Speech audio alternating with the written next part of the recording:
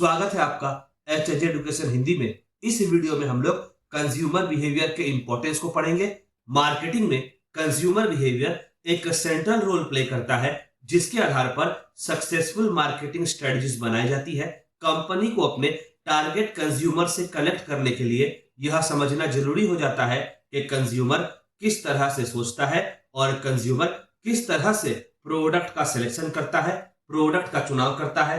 आगे यही समझ कंपनी को लॉन्ग टर्म सक्सेस को अचीव करने में हेल्प करता है। कंज्यूमर बिहेवियर मार्केटिंग स्ट्रेटजी को फ्रेम करने में और मार्केटिंग से जुड़े अलग अलग एक्टिविटीज को परफॉर्म करने में गाइडेंस प्रोवाइड करता है। चाहे प्रोडक्ट को डेवलप करना हो, प्रोडक्ट का प्राइस को फिक्स करना हो, प्रोडक्ट का प्रमोशन से जुड़ा एक्टिविटीज को परफॉर्म करना हो, या प्रोडक्ट का डिस्ट्रीब्यूशन से जुड़ा एक्टिविटीज परफॉर्म करना हो, सभी एक्टिविटीज को कंज्यूमर बिहेवियर के एनालिसिस से मिला डेटा गाइडेंस प्रोवाइड करता है।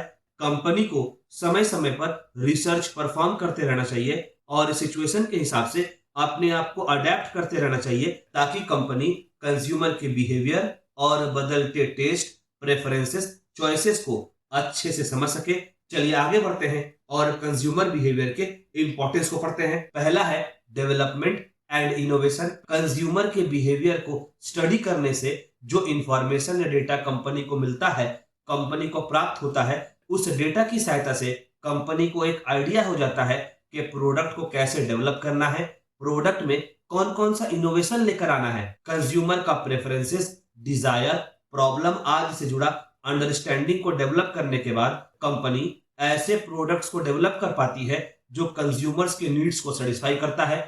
आगे कंज्यूमर के बिहेवियर के स्टडी से जो इंसाइट मिलता है, उससे कंपनी को सहायता मिलती है कि वे प्रोडक्ट को अपीलिंग बनाए, ऑडियंस के हिसाब से प्रोडक्ट्स को डेवलप करे और प्रोडक्ट्स को मार्केट में रिलेवेंट रख सके। जैसे मान लीजिए कंज्यूमर बिहेवियर के एनालिसिस से यह पता चलता है कि कंज्यूमर को डुअल सिम फोन की रिक्वायरमेंट है, तो ऐसे में कंपनी सिंगल सिम फोन में इनोवेशन लाकर उसे डुअल सिम फोन बना सकती है, या अवेलेबल डुअल सिम फोन में जरूरी इनोवेशन ला सकती है।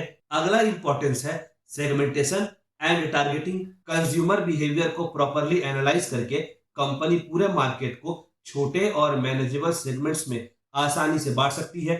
मैनेजेबल सेगमेंट का मतलब हुआ मार्केट का ऐसा सेगमेंट जिसे कंपनी आसानी से मैनेज कर सकती है।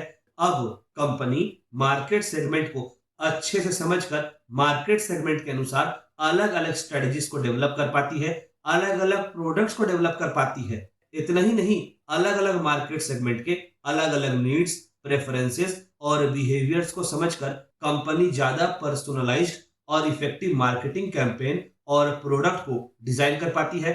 अगला इंपॉर्टेंस है स्ट्रेटजीज रिलेटेड विद प्राइसिंग। अगर हम लोग कहें कि प्रोडक्ट का प्राइसिंग कंज्यूमर बिहेवियर पर डिपेंड करता है, तो हम लोग गलत नहीं होंगे। कंपनी को यह समझना होगा कि कंज्यूमर किसी प्रोडक्ट के लिए कितना प्राइस पे करने के लिए तैयार है। प्रोडक्ट का प्राइस कितना होगा, यह कुछ फैक्टर्स पर डिपेंड करता है, जैसे प्रोडक्ट का परसीव्ड वैल्यू, कंज्यूमर का इनकम और मार्केट में कंपटीशन लेवल। अच्छा, कंज्यूमर का प्रोडक्ट को लेकर क्या परसेप्शन है, कंज्यूमर के नजर में प्रोडक्ट का मेरिट और डीमेरिट क्या है, यह सब कंज्यूमर के परसीव्ड वैल्यू के अंडर आता है। किसी भी प्रोडक्ट का इफेक्टिव प्राइसिंग स्ट्रेटजी बहुत क्रिटिकल रोल प्ले करता है कंज्यूमर्स को रिटेन करने में और कंपनी को प्रॉफिटेबल रखने में। अगला इंपॉर्टेंस है strategies related with promotion.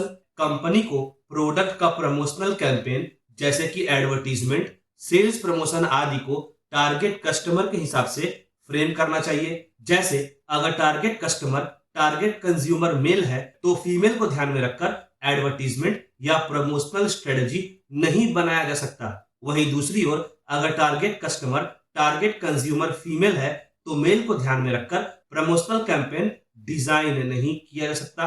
Consumer behaviour के एनालिसिस से कंपनी कंज्यूमर्स के मोटिवेशन को जान पाती है और कंपनी यह भी जान पाती है कि कंज्यूमर्स कैसे डिसीजन लेते हैं। इस जानकारी की सहायता से कंपनी प्रोडक्ट से जुड़ा कंपेलिंग मैसेज को डिजाइन कर पाती है और कंज्यूमर्स तक अपने मैसेज को प्रॉपरली डिलीवर कर पाती है। जैसे लग्जरी ब्रांड्स के केस में कंपनी कंज्यूमर्स के डिजायर को, कंज्यूमर के स्टेटस को अपील करती है और कंज्यूमर को एक्सक्लूसिव फील कराने का प्रयास करती है। अगला इंपॉर्टेंस है gaining competitive as. Consumer behaviour के प्रॉपर और इफेक्टिव स्टडी की सहायता से कंपनी कॉम्पिटिटिव एज गेन कर पाती है। कंज्यूमर बिहेवियर का स्टडी कंपनी को यह बताएगा कि कंज्यूमर का नीड्स, प्रेफरेंसेस, रिक्वायरमेंट्स क्या क्या है।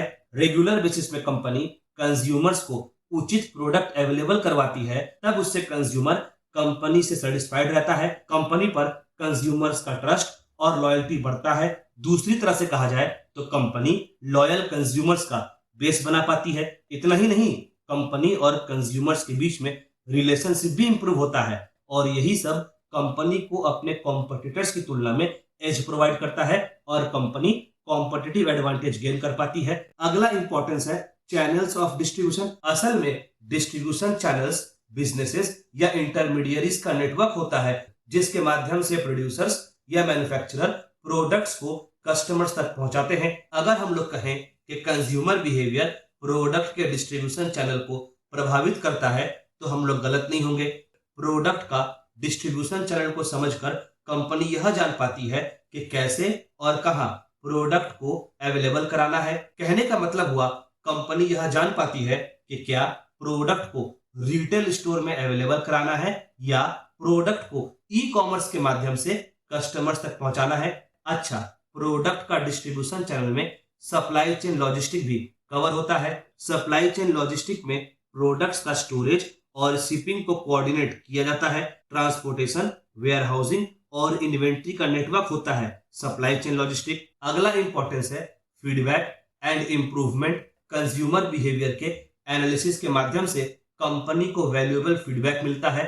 सर्वे, रिव्यूज और सोशल मीडिया के माध्यम से कंपनी यह जान पाती है कि कंज्यूमर प्रोडक्ट से सेटिस्फाइड है कि नहीं। यही फीडबैक कंपनी को कंटिन्यूअसली इंप्रूव करने में हेल्प करता है और कंज्यूमर के प्रेफरेंसेस के हिसाब से कंपनी को अडेप्ट करने में भी हेल्प करता है।